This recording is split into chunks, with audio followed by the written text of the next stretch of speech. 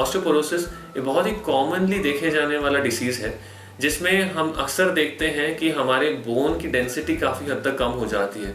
अब कौन इसके प्रीडिस्पोज होते हैं? सबसे कॉमनली देखा गया है कि फीमेल्स जिसमें हार्मोनल चेंजेस होते हैं अराउंड 45 ईयर्स के बाद, ये अगर हम अपनी डाइट ठीक मेंटेन नहीं रख सकती हैं या अपने डॉक्टर्स जैसे गायनेकोलॉजिस्ट से प्रॉपर कंसल्ट करके मेडिकेशंस नहीं लेती, तो धीरे धीरे इनकी जो बोन्स होती हैं वो बहुत नरम पड़ने लग जाती है, बिकॉज उनमें कैल्शियम की डेंसिटी काफ़ी हद तक कम पड़ जाती है।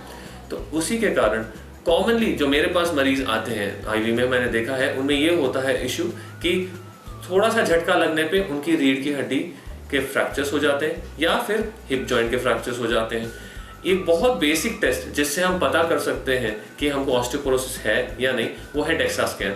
आप अपने डॉक्टर से कंसल्ट करके एक डेक्सा स्कैन अपना कर सकते हैं, सालाना भी करते हैं कई डॉक्टर्स, अपने जो हम ईयरली चेकअप्स करते हैं उसके अंदर भी डेक्सा स्कैन ऐड कर देते हैं ताकि हमको बोन डेंसिटी का एक आइडिया लगे और उसी तरह से हम मेडिकेशंस ऐड कर लें। सिर्फ एक प्लेन कैल्शियम खाने से या विटामिन डी खाने से आप ऑस्टियोपोरोसिस प्रिवेंट नहीं कर सकते। ऑस्टियोपोरोसिस के भी कई ग्रेड्स होते हैं और हर ग्रेड के अंदर डिफरेंट मेडिसिन दी जाती है ताकि हम ऐसे फ्रैक्चर्स को इजीली प्रिवेंट कर सकें with our diet and few medications. तो इसीलिए एक ऑस्टियोपोरोसिस को आइडेंटिफाई करना और प्रॉपर ट्रीटमेंट करना बहुत ज़रूरी है। अब जब ऑस्टियोपोरोटिक फ्रैक्चर्स हमारे पास आते हैं अक्सर, तो पुराने जो न्यूरोसर्जन्स या पुराने ऑर्थोपेडिक सर्जन्स थे वो बोलते थे कि 3 महीने तक कंप्लीट बेड रेस्ट करो, उससे ऑस्टियोपोरोटिक फ्रैक्चर ठीक हो जाएगा। ये थियोरी को आजकल बहुत लोग नहीं मानते हैं, बिकॉज अगर थोड़ा सा भी झटका लगता है तो जो फ्रैक्चर सेगमेंट है वो पीछे अगर खिसक जाता है तो नसों पे दबाव डाल सकता है और पैरालिसिस के चांसेस बहुत हद तक बढ़ जाते हैं। आजकल अक्सर डॉक्टर्स आपको 2 ऑप्शंस देते हैं। पहला ऑप्शन होता है जिसमें कि हम स्क्रू डाल सकते हैं और उसको फिक्स कर सकते हैं, और दूसरा होता है काइफोप्लास्टी। अब एक बहुत ही सिंपल चीज़ मैं बताना चाहूँगा कि स्क्रू डालना ऐसा है कि जैसे किसी दीवार पे हम कोई कील ठोक रहे हैं। अगर तो दीवार ही कमज़ोर है, आप कितना भी स्ट्रॉन्ग कील ठोक दो, वो कील उस दीवार के साथ ही निकल जाएगा। उसी तरह से अगर ऑस्टियोपोरोसिस है, जैसे कि हमारी हड्डियां ऑलरेडी कमजोर है, तो अगर हम उसमें स्क्रू डाल के उसको फिक्स करने की कोशिश करते हैं, क्योंकि स्ट्रेंथ नहीं है हमारी हड्डी में, तो बहुत पॉसिबिलिटी होती है कि वो स्क्रू उसको होल्ड ना कर पाए, स्क्रू का पूरा जो हमारा कंस्ट्रक्ट बना होता है वही निकल जाए।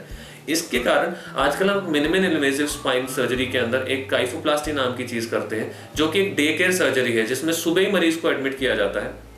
उसमें कुछ नहीं किया जाता, बस जहां पे भी फ्रैक्चर है उस फ्रैक्चर को थोड़ा खोला जाता है बैलून के थ्रू और उधर सीमेंट डाल दिया जाता है। सीमेंट क्योंकि अपने आप से गर्म होता है तो वो वहाँ की नसों को एक सूदनिंग इफेक्ट देता है, जिसकी वजह से वहाँ का जो दर्द है वो भी ठीक हो जाता है। और सबसे अच्छी चीज़ काइफोप्लास्टी में ये है कि पेशेंट शाम को ही वॉक करते हुए घर चला जाता है, उसको ना कोई पेन होती है।